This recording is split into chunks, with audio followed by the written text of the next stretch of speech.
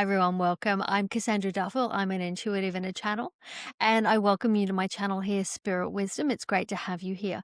Today is the second video in our 2026 series, and today we are looking at the personal energies. So we've done a video about 2026 and the collective energies that are coming through. But one thing that I was being led to when we did that video was that this is going to be a year where a lot of people's soul missions come into view, and we are going to be asked to step up and lead and stand in our power in ways we haven't done before. So I've been asked to do a second video on that particular topic. Today I have a fair bit of information for you. I've got some decks already laid out there with some cards, and I've been given some direction on something that we need to do. Today's video is about you, where you're at, what we can expect, and what those energies are going to look like for 2026 that's coming through. So let's dive in. I'm going to do today's video a little bit differently. I'm going to be diving straight to the cards, and I'm going to be bringing through not only the card messages, but the messages that I'm hearing. Let's just take a minute to tap into who we actually have here today. So I have my Archangel guides who are always with me. I have Archangel Michael, I have Archangel Sandalphon. Metatron often pops in, as does Archangel Jophiel. So we have a little collective of those, and some of the others do come to help us from time to time as well. But today in particular, because of the content we're covering, I can feel the energy also of Mary Magdalene here in the room, and we're being reminded about unity consciousness as well. But more and above that, I think what we're being reminded of is the divine feminine essence. And I'm just hearing a big yes. Big yes. So there are other energies you can call on for this as well. You might be calling on Cleopatra, Isis, whoever you deem to be someone who embodies that divine feminine imprint is who you can be working with right now. So we have Mary Magdalene here as well. Now, the first deck that I'm working with is one of the gorgeous decks from the lovely Australian Rebecca Campbell. I think she actually lives in the US, but I believe she is Australian. I think she used to live in Sydney. So Rebecca Campbell, and it's her Starseed Oracle. Now, this is probably one of her best known decks, and I think it's one that I've had, for quite a while, and I think a lot of people also have it. It's a great one for personal direction and personal reflection. So let's see what it has to say. I know that my last video called us all to step into our power, to stand up and really step into our soul mission in 2026. Bring forward all of the parts of us that perhaps we have been hiding, and bring that forward and show that this is me. This is all me. The song that's just come to mind is, what are the words I'm hearing? This is me. This is me. It's from The Greatest Showman. I'm not a stranger to the dark. Hide away, they said, because we don't want your broken parts. Yep. So I don't want to say too much of that. I don't know if that breaks any sort of copyright laws, but go and have a look at the words of that song. And if you need some inspiration, if you need some soul power, go listen to that song. Give yourself some energy, because it's time to just stand there and go, no, this is me. This is who I am. I like it. I love it. And it's, not up to you to question it. This is just who I am. All right, so Starseed Oracle. I think for many of us, the reason I went to this deck, I think the reason this deck called me actually is because we're all here by choice. We're all here as part of the collective mission. We all chose to come here to be part of this process of moving humanity forward onto a higher timeline, onto a higher frequency. So that's why I specifically went for the Starseed deck. And I think many of you know if you're a Starseed. If you don't know whether you're a Starseed or not, perhaps start to have a look into it. It's a really interesting realm to have a look at.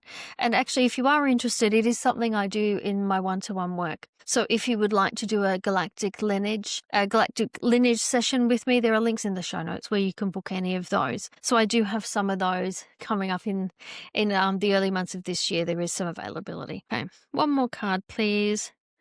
What else is coming this year? One final card, please. Whoops. I don't want all the cards, just one. Okay. And they're actually saying start with that card. The last card I pulled, they're saying start with that one. So the last card, which is now card number 1, is Star Family. And it says you're part of a team of souls. Call in support. There we are there. Star Family. Something on my card. Oh, it's just a dodgy print. Star Family. You're part of a team of souls. Call in support. Okay, you're not alone. You came in for this mission, but so did the rest of us. I believe that we come in with a soul family. We incarnate time after time with these same people to learn the lessons that we have to learn. It might be a case of this time around, I'm like, right, I'll be the daughter, you be the mother, we'll learn these lessons. And next time around, we might swap and I'll be the mother, you be the daughter, I'll be the father, or I'll be the teacher, or whatever. So we have this soul family that we're going through these incarnations with to have these lessons and to learn how to live, learn how to love. And I think love is the ultimate learning.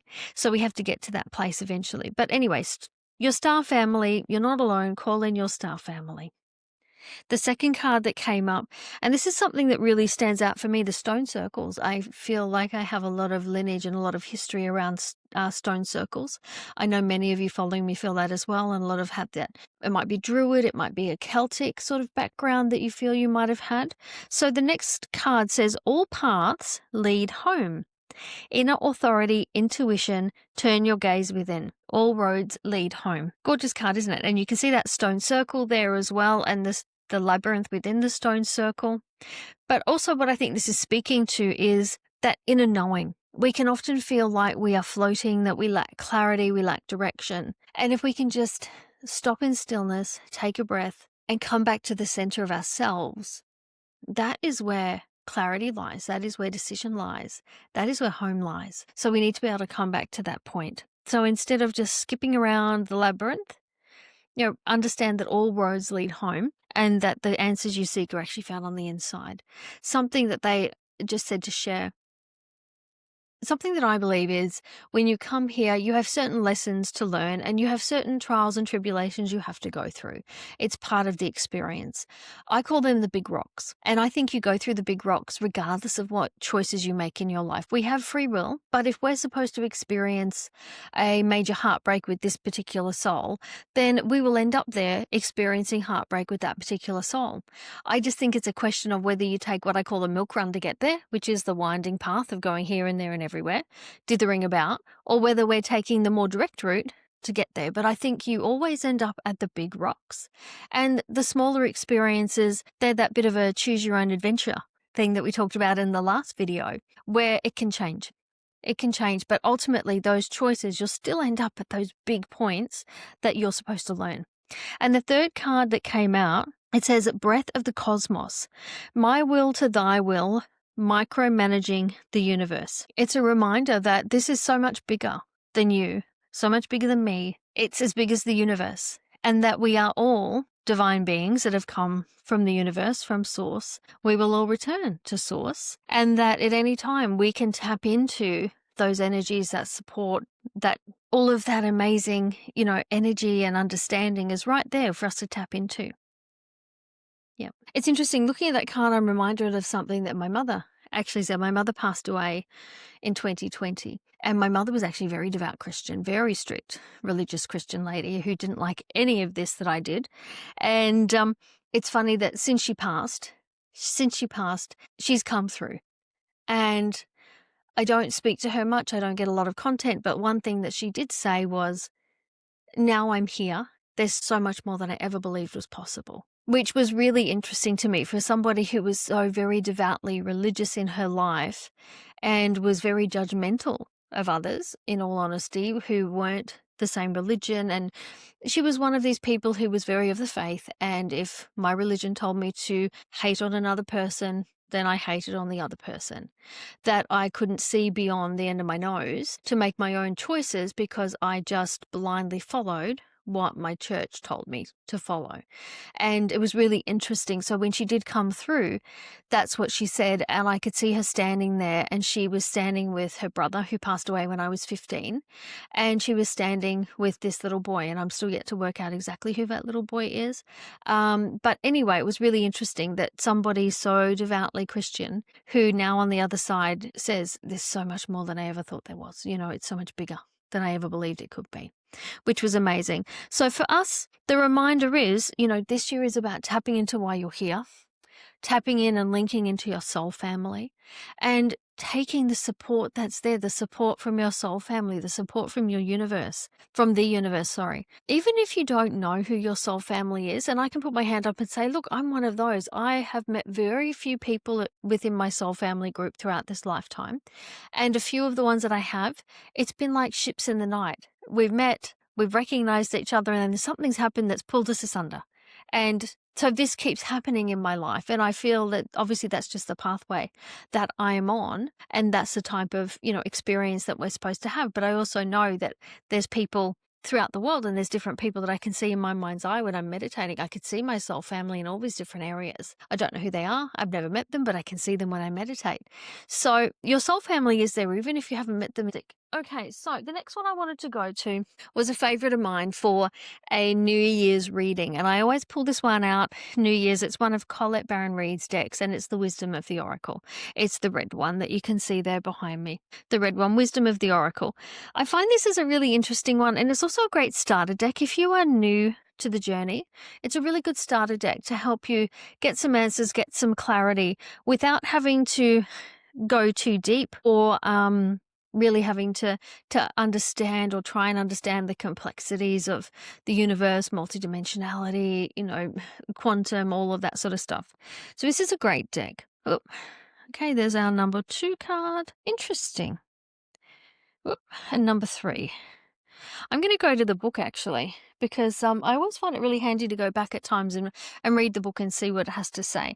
But the first card that came out aligns perfectly with everything we've already been told. And if you've watched my 2026 update, the first card is card number 6, and it says, not for you. Not for you. I said, and I quote in that video about the energies for 2026, you are not for everybody and you're not supposed to be. And what's interesting, if you look at this card, you've got the chess pieces, you've got the fortune cookie. You've got, is that a mirror or a window with nothing beyond it? So, and I don't know what the one is over here. I've never been able to really work that out. But for me, I see like a battleship. But anyway, not for you. And it's an understanding of, you're not for everybody, or the situation's not for you. And that's okay. It's not supposed to be. Okay. And the next card that came out, I'll just open up the book. It's right at the back of the book. Right at the back of the book. Why does that always happen? I think it's actually the last card, or the second last card, actually. Okay. So it is the card. It's a beautiful card, this one. It's the card of milk and honey. Milk and honey. And is that an elephant? One thing I need to do this year is go get some prescription glasses. But is that an elephant? Is that a rat? I don't know what's in there. But milk and honey. And it says the essential meaning is the taste of prosperity, opportunities born of authenticity, nurturing abundance, trusting that your needs will be met. How amazing is that? Authenticity, nurturing abundance, trusting that your needs will be met. This is something that came through in the 2026 energies, wasn't it? That this is the year, they said that it's the year that we can collapse timelines, that abundance is going to come more readily, that we don't have to take the long road. We can go from here to here in a quicker time frame. So that's a great card to sort of point us in the right direction, and to point us towards. This is the year, not sit back anymore and go, oh, I'd really like to do this thing. It's the time to step forward and do it. What is your heart's desire? What have you always wanted to do, experience, be, have, know? Go and do the thing. What are you waiting for? Yeah, why do we wait? It's time to just go and do. And then the other card came out, was actually the very other end of the deck. It's card number 1. And I'll just open that up for you. So card number 1, this is a gorgeous card as well. There's always beautiful artwork on these cards. It's a card of Yang, card number 1, Yang. And the meaning here is the masculine principle of movement and creative activity, the power to make things happen by taking action. So this really speaks to those energies we've got coming through. But it also speaks to something you've probably heard me say before, is, I love a positive mindset. Okay, love manifesting. I have plenty of woo, as you can tell. Look at me. But I also don't believe that you can make things out of thin air. I think you have to do the work. You need to take some action. You take some action, the universe aligns and goes, oh, that's what you want. Here you go. This card is the reminder of that nothing comes free. Okay, it's not like we have to work ridiculously hard for everything, but you've got to show the universe you actually want the thing by taking some action. So that's what that card is about. So what we've been told so far today is that we need to be standing in who we are, and being really honest about what we want to achieve, so we can actually start to make those things happen. And now we've been told that it's not just enough to want it. We actually have to take some action. Makes sense, doesn't it? The final deck, actually second final deck that I wanted to go to is Sacred Destiny. And that's one of Denise's, isn't it? Yep, Denise Linn, Sacred Destiny. This year is all about being on your path. What are they saying? Yeah, they're saying this year is about being on your path, but you can't see your path if it's clouded with trees. So they're showing me a pathway right now, and you're walking along it and you're having to pull the branches back. Okay, so for a little period of time between now and sort of the middle to late February, you might feel a little bit like you're having to pull these branches back. Where am I supposed to go? What am I supposed to do? Okay, that's where you have to come back to center and really find what your inner is. Okay, ask yourself, where am I going? Is this the right way? But once you pull back those branches, you get further down the path. They're showing me this great big opening, like a great big field, a great big meadow, and it's full of beautiful flowers, and there's sunlight streaming in, and there's other people there, and it just feels really luminous and really glorious. That's your space. So right now, it might feel a little bit muddy, might feel a little bit trudgy. I'm trudging through, but keep going because you are on the right path, and this is the year where you can actually end up exactly where it is you want to be. Key is you need to know where that is, though. You need clarity on that. Okay, so as we wrap up our cards today, what is coming through here from Denise's deck? What was it called again? Sacred Destiny. It's a fairly new deck. It's not a new one to her, but this is a new copy for me, so the cards are a bit stiff and not the easiest to shuffle yet. Okay, so we've got one card. Anything else to say? I'm always floored by the continuity that comes through cards. Reading after reading, you get the same sort of things. Yep. Beautiful, fantastic. What I'm hearing in my mind right now is heart's desire. It's the year to make your heart's desire come true. Whatever it is you desire, it's the year to make it happen. What is your heart's desire? Have you ever thought about it? We get so busy, don't we, going from thing to thing, that we just don't take the time to really think about it. Okay. So the 3 cards we got, and they're gorgeous cards. We got adventures, and this links into some of the cards we got in our 26 reading, about the planet, cleansing the planet, caring for the planet as well. But on a personal front, what does this mean for you in 2026? What adventures are you going to have? Okay, what fun, what joy? Where is that coming from into your life? Nothing happens by chance. You've got to plan these things out. So let's plan some adventures. The second card that came out, and I love this card, but I do love my pink colors, is the card of change. Okay, we're in the balloon. We're on the winds of change. It's funny, that cloud is so, for me, out of place on this card. Really out of place. That lone, strong cloud in the sky. And it's funny, whenever I see one like that in real life, there's this strong single cloud, I always feel that it's got a bit of a galactic message. I know some people say, oh, there could be a ship hidden in it. And Commander Ashtar, he's laughing in my mind right now. He said, do you really think we'd hide our ships in clouds shaped like ships? Good point. Good point. So change. Where can you affect change? Where can you experience change? What change needs to happen? Okay, you're stuck in a relationship that you don't like. Are you stuck living in a place you don't enjoy? What needs to change? And if you can do those 2 things, take the adventures, make the change, this is what's waiting for you. Abundance. Abundance in whatever form you want it to be. Abundance doesn't have to be monetary. Abundance, it could be abundance of relationships. It could be abundance of health and well-being. It could be an abundance of time. Okay, so abundance in whatever form you want it to be is ready and waiting. Okay, you just got to step up and claim it. How good is that? How good is that? Fantastic. All right, so what I wanted to move to now is further to what we were talking about with 2026 and the energies and how we need to really stand in our power, but how we have to do it in a way that has, the words I'm hearing is grace of space. We need to have the grace of space because everybody is going to have this inspiration this year to stand up into their power, into their space. Somebody's truth might not be your truth. Their truth, you might not align, and that's okay. We have to be able to listen and hear and be discerning about what other people's beliefs and thoughts are, so we can find the right way forward. And that's why they wanted me to read to you this channeled message. This channeled message is something that I wrote. So as I said, I'm working on an oracle card deck, and I wouldn't normally drop one of these while I'm still in development phase, but they said, no, they need this message and they need this message now. So when this oracle deck comes out, this will be card number 20, and the card will be called Soft Strength. So soft strength. And look, I'm just going to read the channeled message. So this is not edited. This is in its raw form. I literally just scribbled it down, a couple of weeks ago. What it says about soft strength is this: truth strength does not roar, it radiates. Your power no longer needs to push, force, convince, or to prove. It simply is. This card arrives when you are being called to embody the calm, anchored confidence of your highest self. Soft strength is the quiet power that shifts energies in a room without a single word. It's the knowing that you are safe to lead without hardening, to influence positivity on the outcome, and to create without hindrance and without control. This is the balanced union of the divine feminine and the divine masculine within you. The feminine intuitively flows, meeting the masculine's grounded structure. It's emotional intelligence fused in an unwavering presence. When your inner masculine can land without burning out your inner feminine flame, the boundaries that you create, what you give, what you nurture, what you pour into others, comes back to you tenfold. And it says here, the other thing that I wrote was, I am grounded and I am accepted. I am steady yet soft. My power flows with ease and grace, and my presence alone can lead. So, as I said, that's raw. It's probably going to be a little bit different when it comes out in the guidebook.